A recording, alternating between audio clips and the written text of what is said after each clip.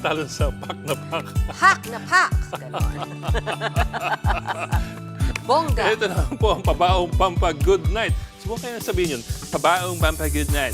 Aesthetic at soft boy. Pabaong pak na pack. Ay, man. Okay, teka, balik tayo.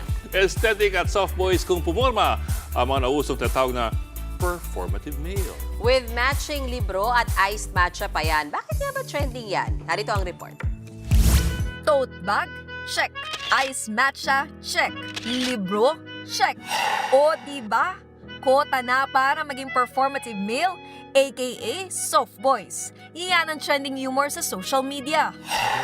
O ito ang isa pa, with matching vinyl pa yan na singer na si Clyro. Magbabasa pa yan ng libro kunwari sa library to attract girls. As bookworm everywhere naman ang peg nito. Kahit saan may libro with matcha and tote bag. Ito pa, contest sa San Francisco para sa pinaka-performative male. Winner dyan si Justin Bennett na kumpleto sa kanyang aesthetic soft boy vibes. E ano nga ba ang performative male? Sila yung mga ideal type of aesthetic guy sa social media na madalas ay appealing daw sa mga babae. Pero ayon sa isang psychologist, karamihan sa performative male ay mga pakitang tao lang. In short, papogi.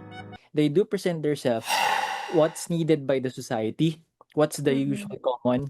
So, they parang sumasabay sila sa trend, mas malinis na pagpapakita ng, okay, I'm the ideal guy. Pero in reality, hindi po sila yun. Iba yung character nila. Malaking factor daw ang social media kung bakit nauuso ngayon ang mga performative male. Pero teka ha, hindi naman daw sa lahat ng pagkakataon ay pakitang tao lang. Yung iba, dyan humuhugot ng confidence.